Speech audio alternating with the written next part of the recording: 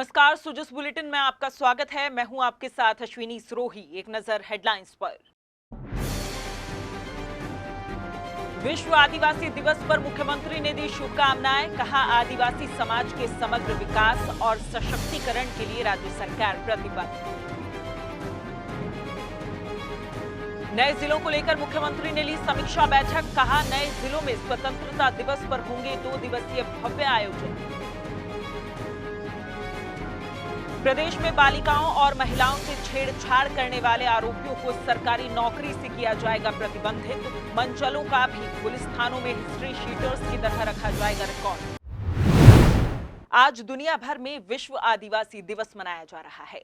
मुख्यमंत्री श्री अशोक गहलोत ने विश्व आदिवासी दिवस पर प्रदेशवासियों को हार्दिक बधाई और शुभकामनाएं दी हैं। मुख्यमंत्री ने कहा कि आदिवासी समाज की परंपराएं और रीति रिवाज हमारी सांस्कृतिक परंपरा का अभिन्न अंग हैं। हमारे आदिवासी भाइयों और बहनों ने समय समय पर मातृभूमि की रक्षा के लिए बलिदान दिए हैं। आजादी के आंदोलन में भी उनका महत्वपूर्ण योगदान रहा है। ये दिन हमें आदिवासी समाज की समृद्ध विरासत, विविध संस्कृतियों और उनके अमूल्य योगदान को सहेजने का अवसर प्रदान करता है। राज्य सरकार आदिवासी समाज के समग्र विकास और सशक्तिकरण के लिए प्रतिबद्ध है। आज ये समाज हर क्षेत्र में अपनी क्षमता और योग्यता का प्रदर्शन करते हुए आगे बढ़ रहा है। हमारा लक्ष्य समाज को विभिन्न योजनाओं के माध्यम से बेहतर स्वास्थ्य, शिक्षा, आजीविका के अवसर और बुनियादी ढांचा प्रदान करना है, जिससे वे मुख्यधारा से जुड़ेंगे। 9 अगस्त आज के दिन अंतर्राष्ट्रीय आदिवासी दिवस मनाया जाता है। मुझे खुशी है कि राजस्थान में हम लोग इसको बड़े रूप में मनाते हैं।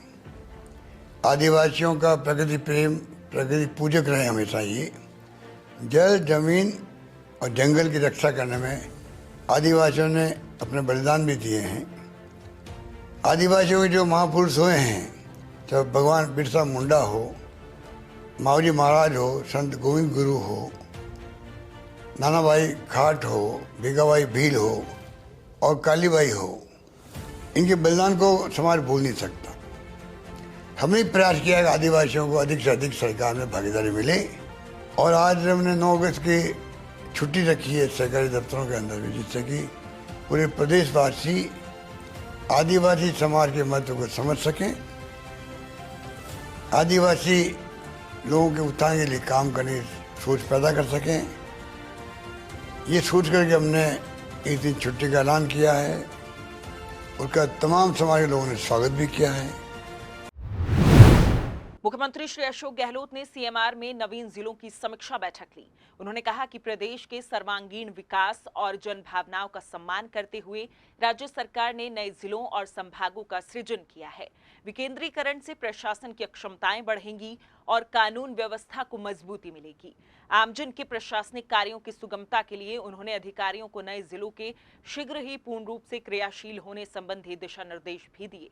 बैठक में बताया गया कि सभी नए जिलों में जिला कलेक्टर और जिला पुलिस अधीक्षक कार्यालय प्रारंभ हो चुके हैं।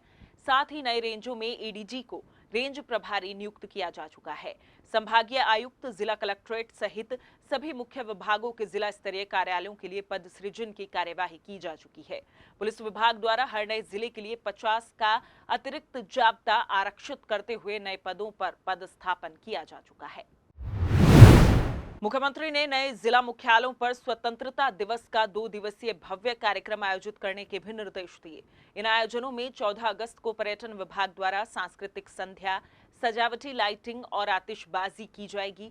साथ ही 15 अगस्त को मुख्यालय पर गरिमापूर्ण स्वतंत्रता दिवस समारोह मनाया जाएगा। मुख्यमंत्री श्री अशोक गहलोत की अध्यक्षता में मंगलवार को अनुसूचित जाति और जनजाति अधिनियम के तहत गठित राज्य स्तरीय सतर्कता और मॉनिटरिंग समिति की बैठक हुई। बैठक में मुख्यमंत्री ने कहा कि राज्य सरकार की संवेदनशीलता और पुलिस की कार्रवाई से SC/ST वर्ग को न्याय सुनिश्चित हो रहा है।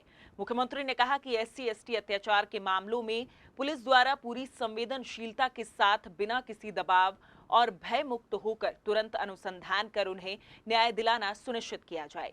उन्होंने कहा कि पुलिस पर आम जनता की सुरक्षा की महत्वपूर्ण जिम्मेदारी है। मुख्यमंत्री ने कहा कि SC/ST के प्रकरणों में FR के बाद भी पुलिस द्वारा प्रकरणों के रिव्यू का दायरा और बढ़ाया जाए। मुख्यमंत्री की अध्यक्षता में समिति का नए जिलों में SC/ST एक्ट की जांच के लिए डिप्टी SP की अध्यक्षता में सेल बनाने जैसे कई अहम फैसले लिए गए। वहीं राज्य सरकार द्वारा फैसला लिया गया है कि बालिकाओं और महिलाओं से छेड़छाड़, दुष्कर्म के प्रयास, दुष्कर्म के आरोपियों और मंचलों को सरकारी नौकरियों से प्रतिबंधित किया जाएगा। इसके लिए मंचलों का भी पुलिस थानों में हिस्ट्री शीटर्स की तरह रिकॉर्ड रखा जाएगा और राज्य सरकार या पुलिस द्वारा जारी किए जाने वाले इनके चरित्र प्रमाण पत्र पर यह अंकित किया जाएगा। मुख्यमंत्री ने कहा कि ऐसे असामाजिक तत्वों का सामाजिक बहिष्कार करना जरूरी है। बांसवाड़ा जिले के गोविंद गुरु जनजातीय विश्वविद्यालय में इंक्यूबेशन एंड इनोवेशन सेंटर की स्थापना होगी। इसके लिए मुख्यमंत्री श्री अशोक गहलोत ने 6 करोड़ रुपए से ज्यादा के वित्तीय प्रस्ताव को मंजूरी दी है। मुख्यमंत्री के इस फैसले से आदिवासी क्षेत्र के विद्यार्थियों और युवाओं में इनोवेशन स्किल बढ़ाने के लिए प्रोत्साहित करने के लिए इस इंक्यूबेशन एंड इनोवेशन सेंटर की स्थापना होगी। साथ ही जनजातीय क्षेत्र के युवाओं को नवाचार और उद्यमिता के क्षेत्र में बढ़ावा मिल सकेगा।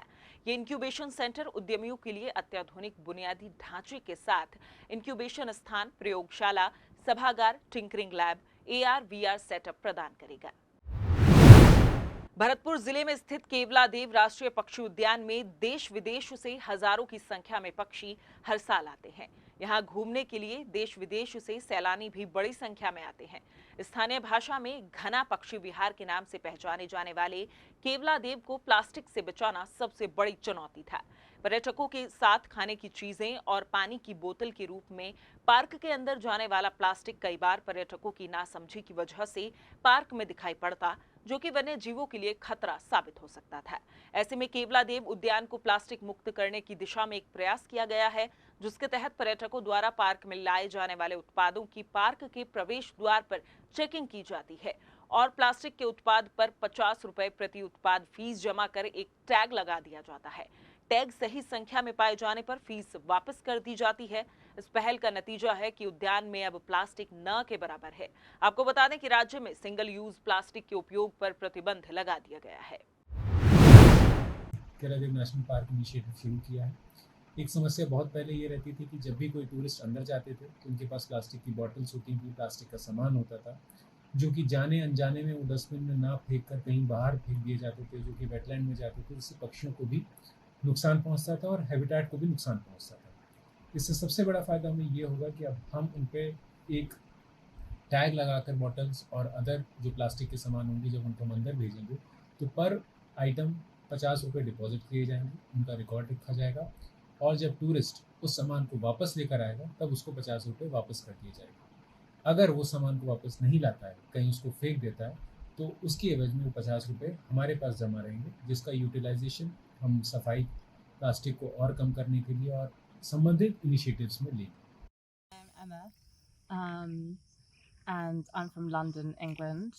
So me and my sister are travelling around Rajasthan, and we decided to come here to the park because it's meant to be one of the kind of key places for national parks. We're going to the Tiger Park as well, but we came here and it's so pretty, it's gorgeous, and we went in the buggy that you can use because it's kind of noise free and it's environmentally friendly, which is great, and it kind of fits with the ethos of the park as well because obviously it's stunning and it's so to do with the environment, and it's great, and I feel like we've learnt so much. We haven't come with a guide, but just to go and look around the park and see what's kind of here, and learn about birds migrating. It's been insane, and it's been raining, but actually now it's stopped, which is nice to see kind of both sides of it. But yeah, it's amazing that it's being protected. आज हम घना भ्रमण के लिए आए हुए हैं, तो यहाँ हमें कई चीज़ें नई दिखाई दी हैं। एक तो ई रिक्शा चालू किए गए हैं, तो ई रिक्शा संचालन से पर्यावरण प्रदूषित नहीं होगा, बहुत ही अच्छा कॉन्सेप्ट है ये। और दूसरा यह देखने को मिला कि प्लास्टिक को घना प्रशासन ने बंद कर दिया है और तथा प्लास्टिक लाने वालों पर जुर्माना भी लगाया जा रहा है, तो उससे घना में प्रदूषण बिल्कुल शून्य हो चुका है, प्लास्टिक पॉल्यूशन शून्य है। बहुत ही अच्छा माहौल है, बहुत अच्छा लग रहा है यहाँ आकर के। और इसी तरह की पहल यहाँ एक ग्रासलैंड भी डेवलप किया जा रहा है, वो भी एक अच्छी पहल है। सुजस बुलेटिन में फिलहाल इतना ही, फिर होगी आपसे मुलाकात, तब तक के लिए नमस्कार।